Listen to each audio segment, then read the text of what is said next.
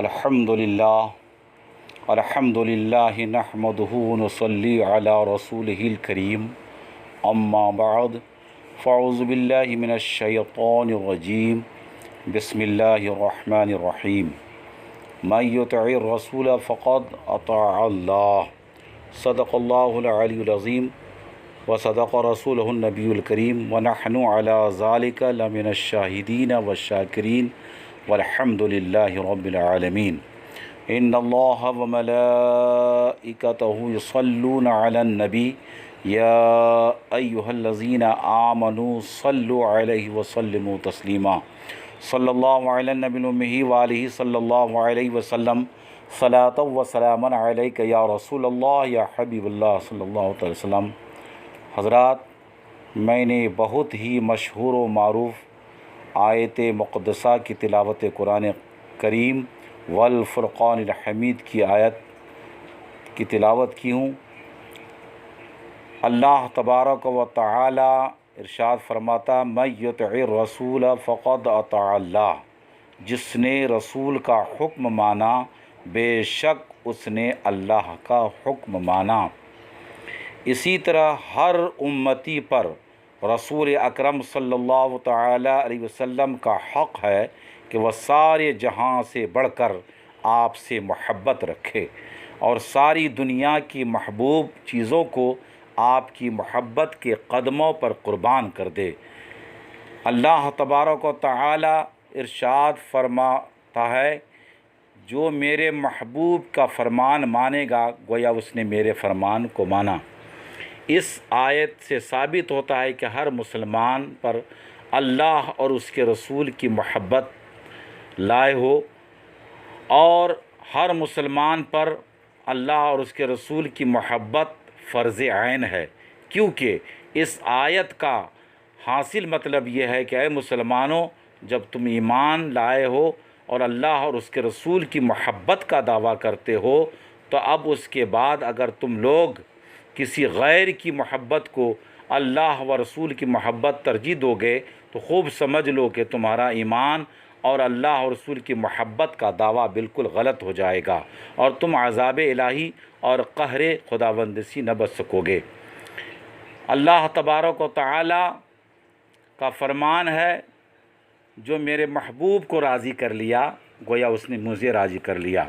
ایک صحابی رسول حضرت انس رضی اللہ تعالی عنہ سے روایت ہے کہ رسول اکرم صلی اللہ تعالی علیہ وسلم نے فرمایا کہ تم میں سے کوئی اس وقت تک مومن نہیں ہو سکتا جب تک کہ میں اس کے نزدیک اس کے باپ، اس کی اولاد اور تمام لوگوں سے بڑھ کر محبوب نہ ہو جاؤں۔ سبحان اللہ۔ حضرات، صحابہ کرام علیہ رضوان حضور علیہ السلام سے کتنی والہانہ محبت تھی۔ اگر آپ کو اس کی تجلیوں کا نظارہ کرنا ہے تو یہ واقعہ ملاحظہ فرمائیے۔ آپ جنگ احد کے بیان میں بہت سارے واقعات سنے ہوں گے، پڑھ چکے ہوں گے کہ شیطان نے بے پر کی یہ خبر اڑا دی کہ رسول اکرم صلی اللہ علیہ وسلم شہید ہو گئے۔ یہ ہولناک خبر جب مدینہ میں پہنچی تو وہاں کی زمین دہل گئی، یہاں تک کہ وہاں کی پردہ نشین عورتوں کے دل و دماغ میں صدمات غم کا بوچھال آ گیا۔ ایک عورت اپنے جذبات سے مغلوب ہو کر اپنے گھر سے نکل پڑی اور میدان جنگ کی طرف چل پڑی۔ راستے میں اس کو اپنے باپ اور بھائی اور شوہر کی شہادت کی خبر ملی، مگر اس نے اس کی کوئی پرواہ نہ کی اور لوگوں سے یہی پوچھتی رہی کہ مجھے یہ بتاؤ کہ حضور علیہ السلام کیسے ہیں۔ جب اسے بتایا گیا کہ الحمدللہ آپ ہر طرح بخیریت ہیں تو اس نے اس بڑھیا کی تسلی نہیں ہوئی اور کہنے لگی کہ تم لوگ مجھے رسول اکرم صلی اللہ علیہ وسلم کا دیدار کرا دو۔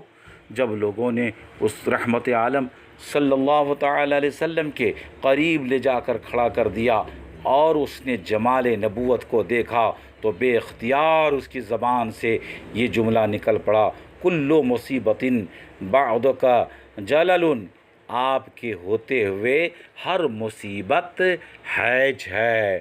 شاعر نے کہا ہے بڑھ کر اس نے رخ انور کو جو دیکھا تو کہا تو سلامت ہے تو پھر ہے چھیں سب رنج و علم، میں بھی اور باپ بھی، شوہر بھی، برادر بھی فدا، اے شہیدی تیرے ہوتے ہوئے کیا چیز ہیں ہم۔ حضرات، اسی طرح حضرت علی رضی اللہ تعالی عنہ سے کسی نے سوال کیا کہ آپ کو رسول اکرم صلی اللہ علیہ وسلم سے کتنی محبت ہے؟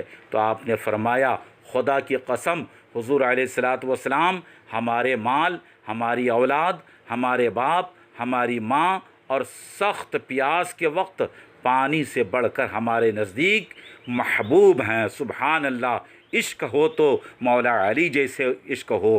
اسی طرح حضرت عبداللہ بن عمر رضی اللہ تعالی عنہ کا پاؤں سن ہو گیا، لوگوں نے ان کو اس مرض کے علاج کے طور پر یہ عمل بتایا کہ تمام دنیا میں آپ کو سب سے زیادہ جس سے محبت ہو اس کو یاد کر کے پکاریے، یہ مرض جاتا رہے گا۔ یہ سن کر آپ نے فرمایا یا رسول اللہ، یا محمد کا نعرہ مارا اور آپ کا پاؤں اچھا ہو گیا۔ سبحان اللہ، سبحان اللہ، یہ صحابہ کرام کی محبت تھی۔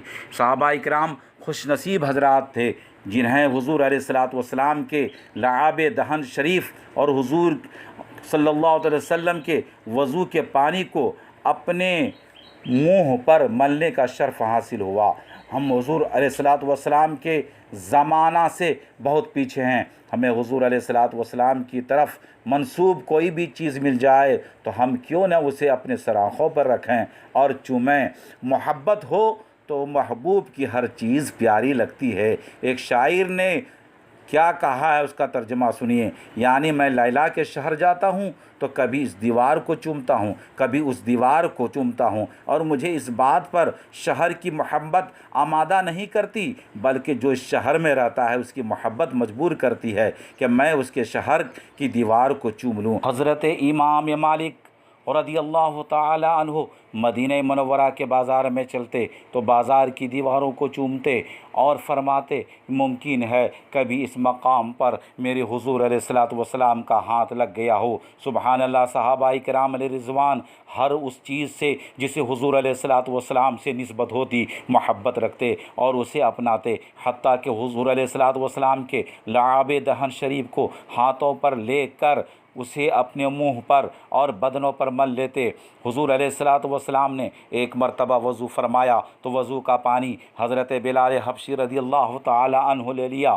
دوسرے صحابہ نے جب دیکھا کہ حضور کے وضو کا پانی بلال نے لے لیا ہے تو وہ بلال کی طرف دوڑے تاکہ وہ بھی حضور کے اس وضو کے پانی سے برکت حاصل کر سکیں۔ جس کو اس وضو کی تری بھی مل گئی اس نے اپنے منہ پر مل لی، اور جسے نہ مل سکی اس نے کسی دوسرے کے ہاتھ سے تری لے لی اور منہ پر پھیر لیا۔ سبحان اللہ، عشق رسول ہو تو صحابہ کرام کے جیسے عشق رسول ہو۔ سبحان اللہ، سبحان اللہ۔ دعا کیجیے اللہ تبارک و تعالی اپنے حبیب علیہ السلام کے صدقے طفیل میں ہم سب کو بھی اسی ہی جس طرح صحابہ کرام کے عشق رسول تھا ہم سب کو بھی عشق رسول اور محبت کرنے کی توفیق عطا فرمائے۔ وآخر دعوانا ان الحمد للہ رب العالمین۔